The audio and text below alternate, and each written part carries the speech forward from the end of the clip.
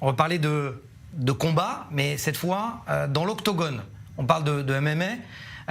C'est une discipline de plusieurs arts martiaux et un combattant israélien a tout simplement répondu ces dernières semaines à une déclaration d'un combattant MMA mondialement connu et qui dit finalement Adolf Hitler est un chic type.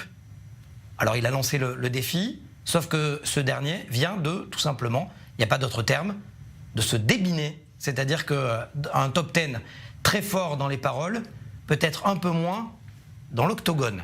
J'ai le plaisir de recevoir depuis les États-Unis Ilia Barzilai. Merci d'être avec nous, Ilia. The hype is real, Barzilai. Ilia, comment allez-vous? Est-ce que vous êtes d'accord avec moi? Votre combattant s'est débiné, tout simplement. Il n'y a pas d'autre terme.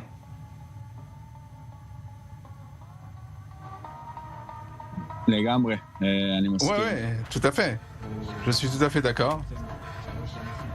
3 jours avant le combat, on était en train de se préparer. Il a dit qu'il ne voulait pas combattre à cause du poster, parce qu'il y avait des filtres. Ensuite, il a dit parce que c'était un autre combat qu'il avait décidé de faire, d'ailleurs avec un ami à moi, un très bon ami à moi. Et j'ai parlé d'ailleurs à cet ami brésilien et je lui ai demandé s'ils avaient fixé un combat avec ce rival. Donc c'est un mensonge complet. Je pense qu'à ce niveau, je ne sais pas s'il a peur de moi, mais en tout cas, il ne voulait pas prendre le risque de perdre. Ilia, comment on fait quand on est aussi jeune que vous et qu'on fait face non seulement à des adversaires, mais aussi à un antisémitisme, un antisionisme, tout le temps répété?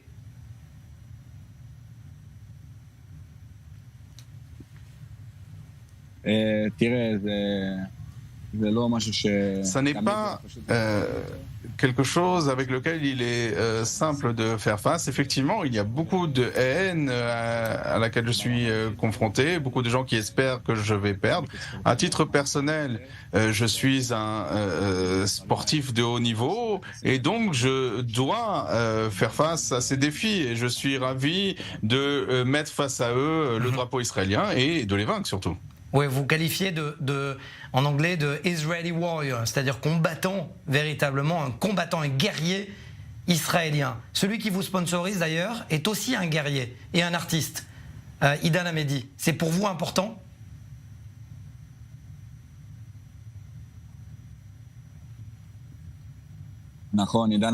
Oui, Yigal Hamedi est un de mes sponsors depuis le dernier combat.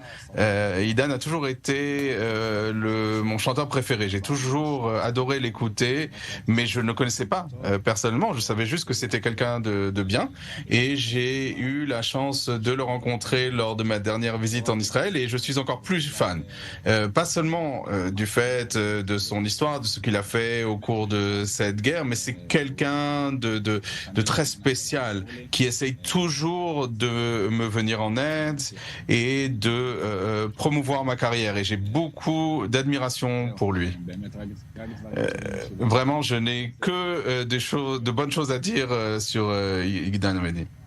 Quand je disais que vous étiez un guerrier israélien, vous avez dédié votre victoire aux otages.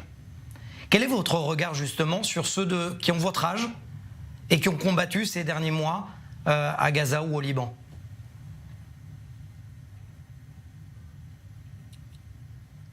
C'est ma source d'inspiration. Je reçois beaucoup de messages de soldats qui combattent à Gaza, au Liban. Ils m'envoient des photos et ils me disent que je suis leur source d'inspiration. Mais en réalité, c'est eux qui sont ma source d'inspiration. Eux, ils luttent face à la mort. Il n'y a pas d'arbitre qui peut mettre un terme au combat lorsqu'eux combattent. Donc c'est vraiment une inspiration immense et mon esprit combatif vient de ces gens-là. C'est exactement ce que je veux représenter. À chaque fois que je suis dans l'octogone, je veux représenter ces gens-là, l'esprit combatif qu'ont les Israéliens. Et j'ai un peu honte lorsqu'on me dit que je leur sers d'inspiration, parce que de mon point de vue, c'est complètement l'inverse. Alors, à à des milliers de kilomètres, parce que du coup vous êtes aux États-Unis, qu'est-ce que je peux vous souhaiter finalement? D'arriver dans le top 10, de représenter Israël dans tous les octogones, dans le monde entier? C'est ça que vous voulez?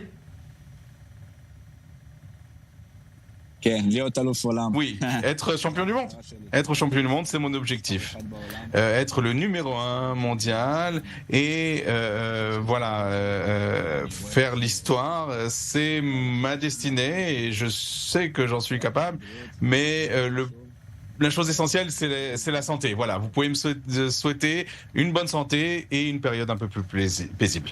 Merci beaucoup, Ilaï Barzilai. Vous avez fait plaisir aux téléspectateurs israéliens et surtout aux téléspectatrices israéliennes ce soir. Toda rabba. Merci.